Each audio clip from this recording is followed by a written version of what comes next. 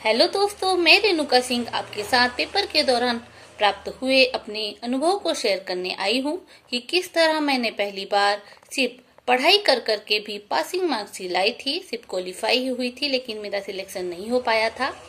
ऐसी मैंने कौन सी गलती की और फिर बाद में मैंने उसमें क्या क्या सुधार किया, यही मैं आपके साथ शेयर करने आई हूँ। यदि आपको भी मेरी तरह अपनी एक सीट पक्की करनी है तो आप मेरे अनुभव का लाभ मेरे चैनल पर ले सकते हैं। पिछली बार पेपर में मेरी सबसे बड़ी गलती ये रही थी कि मैं सिर्फ सिलेबस को ही पूरा करते रह गई। ना मैंने एमसीक्यू देखे, ना पीवाईक्यू देखे। पीवाईक्यू तो खैर उस समय नहीं थे, क्योंकि पिछली बार के पेपर काफ़ी जल्दी हुए थे और बीच में काफ़ी लंबा गैप था। हमने 6 से 7 साल बिल्कुल भी पढ़ाई नहीं की। उसके बाद हमें एक बार पेपर देने का मौका मिला, तो उस समय हम बिल्कुल नए नए थे, तो हम सिर्फ क्वालिफाई ही कर पाए और ना हम ज़्यादा सिलेक्शन ले पाए, क्योंकि हमारे विषय में सीट भी बहुत कम आती थी।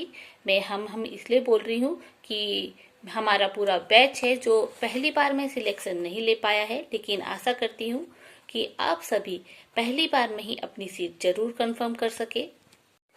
मैं आपसे बार बार एमसीक्यू पीवाईक्यू बोल रही हूँ, इसका मतलब ये नहीं है कि आप नई नई बुक ला के उसे हल करना शुरू कर दे और एकदम बुकों का अपने ऊपर अंबार लगा दे और प्रेशर बढ़ा दें, जिससे कि आपको ये अलग से प्रेशर होगा कि अभी इतना मैंने नहीं पढ़ा है, अभी मैंने इतना रिवीजन नहीं किया है। इससे अच्छा है कि आप किसी बहुत ही अच्छी पब्लिकेशन की बुक खरीदें। जैसे मैंने महेश कुमार वर्णवाल की एमसीक्यू खरीदी थी। वो 8वीं तक की एमसीक्यू है, पूरी एनसीईआरटी बेस्ड एमसीक्यू है। तो उसमें नीचे व्याख्या भी दी हुई थी, जिसे मैंने पेपर आते तक नहीं कुछ तो 10 बार पढ़ा होगा और उसकी व्याख्या भी समझी है, जिससे मुझे सही उत्तर पहचानने में काफ़ी मदद मिली है। इसके अलावा मैंने पिछले 2-3 साल के, जब से पैटर्न चेंज हुआ था हमारा सीटेट का, उसकी अपने अपने विषय की सिर्फ व्याख्या ही पढ़ी है, क्योंकि मेरे पास इतना समय नहीं था कि मैं एक एक प्रश्न को अच्छे से पढ़ूं फिर उसे अलग करूं। तो इसलिए मैंने पीछे से उसकी व्याख्या पढ़ ली, ताकि मुझे कहानी पता चल जाए, कि घटना पता चल जाए कि इसके पीछे क्या कारण है, कौन सी इसमें इम्पोर्टेंट टॉपिक है, कौन से कीवर्ड हैं। क्योंकि आजकल परीक्षा का पैटर्न काफ़ी बदल गया है। हमारे प्रश्न काफ़ी घुमावदार आते हैं। हमें किसी टॉपिक की सार पता होगी तभी हम उससे एकदम सही उत्तर तक पहुंच पाएंगे। और कुछ प्रश्न हमारे ऐसे सरल आते हैं, एकदम बहुत ही सरल, जो हमारे हर एग्जाम में आते ही हैं, सीटेट वगैरह में। क्योंकि सारे पेपर तो हमारे एनसीईआरटी से ही बनते हैं, तो हमें एनसीईआरटी को ही अपना मेन आधार मानना है। लेकिन उसे भी हमें अलग अलग सोर्स से समझना है कि हम पीवाईक्यू हल करें, एमसीक्यू हल करें, कहाँ पे कैसे प्रश्न आ रहे हैं उसे समझें, अभी कैसे बदल रहा है अपना पैटर्न प्रश्न, वो भी समझें। जब तक हमें उसके पीछे की कहानी नहीं पता होगी, छोटी छोटी कीवर्ड हम ना बनाएं अपने दिमाग में, तो हम उसे पेपर के दौरान जोड़ नहीं पाते हैं। जब यदि हमें उसके बारे में पता ही नहीं होगा कुछ, तो वहाँ एक जैसे क्वेश्चन में हम कंफ्यूज होंगे, फिर कंफ्यूजन के मारे हम गलत ही उत्तर चुनेंगे।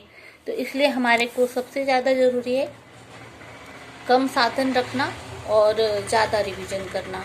यदि हमने बहुत सारे साधन रख लिए और हम उसका रिवीजन नहीं कर पाए, तो हमारा कोई कॉन्सेप्ट क्लियर नहीं होगा और हम हमेशा कन्फ्यूजन में ही बैठे रहेंगे। और एक एक दो दो नंबर से, क्योंकि सीट हमेशा बहुत कम आती है, तो एक एक दो दो नंबर से जब आप पीछे रह जाते हैं, किसी से सिलेक्शन नहीं लेते हैं, ये तो मैं नहीं बोलूँगी। क्योंकि कोशिश करने वाले की, मेहनत करने वाले की किस्मत एक बार तो साथ जरूर देती है।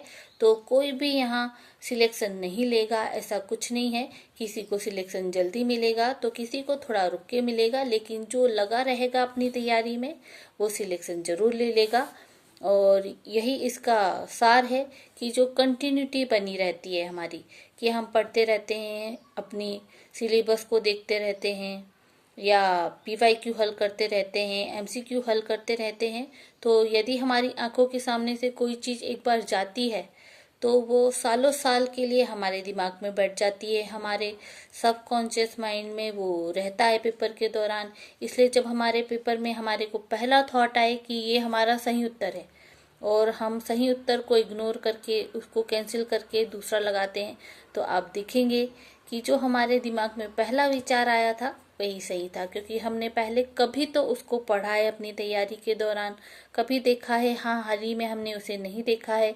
पर जब भी हम कोई चीज़ पढ़ते हैं तो वो व्यर्थ नहीं जाती है, वो हमारे दिमाग में अपने आप ही बैठ जाती है। बस हमें अपने दिमाग को इतना ट्रेन कर लेना है कि हमें पेपर देने का समय बिल्कुल भी डर ना लगे।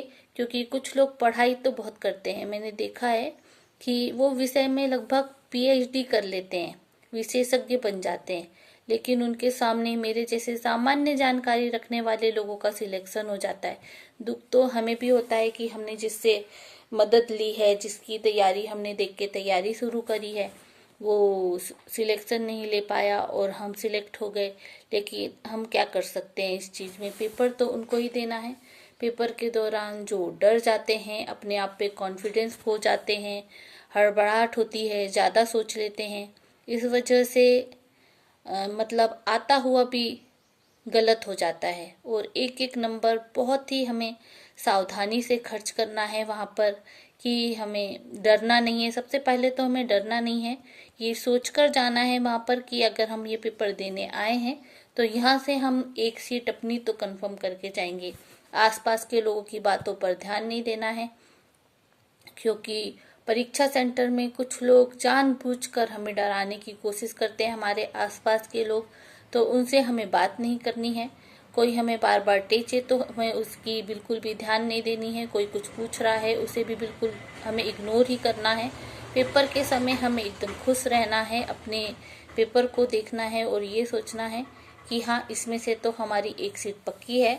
जब भी हमारा को ऐसा लगे शुरू में पढ़ के कि क्वेश्चन तो बड़े गलत आ रहे हैं, कठिन आ रहे हैं, ये तो हमने देखा ही नहीं, तो हम जितने भी क्वेश्चन हमें नहीं आते हैं हम उन सबको छोड़ सकते हैं।